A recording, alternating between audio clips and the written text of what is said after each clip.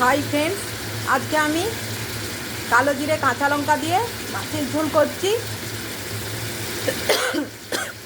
আর সেই জন্যে মাছটা আগে ভেজে তুলে নিয়েছি, আর কড়াতে কালো জিরে আর কাঁচা লঙ্কা ফোড়ন দিয়ে সেটা ফ্রাই করে তার সাথে আগে থেকে ভেজে রাখা ঝিঙে আলু দিয়ে দিয়েছি। আগে থেকে ভেজে রেখেছিলাম একটু হলুদ আর একটু কাশ্মীরি লঙ্কার গুঁড়ো দিয়ে। আর আমি বাটিতে একটা পেস্ট বানিয়ে রেখেছিলাম, হলুদ গুঁড়ো, জিরের গুঁড়ো, কাশ্মীরি লঙ্কার গুঁড়ো, নুন আর চিনি একসাথে একটা পেস্ট বানিয়ে রেখেছিলাম, সেটা আমি দিয়ে দিলাম এতে।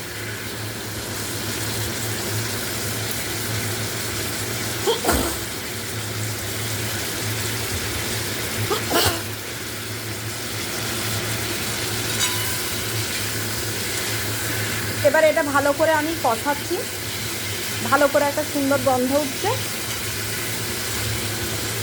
আর ঝিঙেটা আর আলুটা আগে থেকে হালকা করে আমি ভেজে নিয়েছিলাম। তো এটাতে বিশেষ আর কোনো মশলা আমি দেব না। আর আমি এখন গরম জল করে রেখেছি, এখানে পরিমাণ মতো যতটা আমি ঝোল খাবো সেভাবে আমি গরম জল একটু বানিয়ে রেখেছি, এই গরম জলটা আমি দিয়ে দেবো। রান্নাতে গরম জল দিলে সে রান্নার কালারটা খুব ভালো আসে। তো এটা আমার ভালো রকম ফ্রাই হয়ে গেছে, এর মধ্যে আমি একটু চিনিও অ্যাড করে দিয়েছি। এবার আমি ওই গরম জলটা এর মধ্যে দিয়ে দিচ্ছি।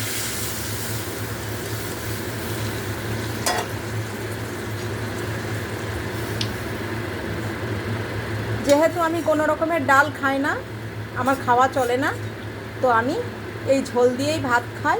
আর এই জন্য আমি একই রকম ঝোল রোজ খাই না, এক এক দিন এক এক রকমের ঝোল বানাই, এক এক দিন এক এক রকমভাবে ফোড়ন দিই। কেননা একই রকম ঝোলটা খেলে ঝোলটা আর ভালো লাগবে না খেতে, এক এক দিন এক এক রকমের ভাবে করি।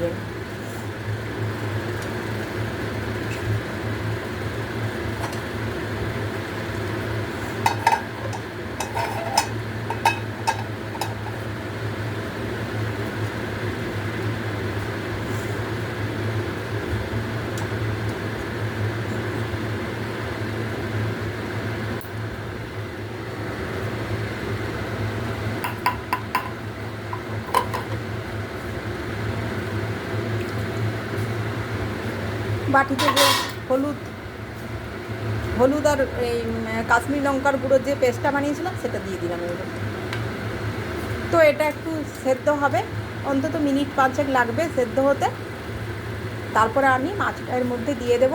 এটা গরম গরম ভাতের সাথে গরম গরম মাছের ঝোল খুব ভালো লাগবে। এটা একদিন বানিয়ে খেয়ে দেখো কীরকম লাগে, আর তারপরে তোমরা আমাকে কমেন্টে জানিও। আর আমার ভিডিওগুলো যদি তোমাদের ভালো লাগে তো আমার পেজটাকে তোমরা লাইক করো, আমাকে শেয়ার করো, আমার ভিডিওগুলো তোমরা শেয়ার করো, লাইক করো আর কমেন্ট করো আর সাবস্ক্রাইব করো।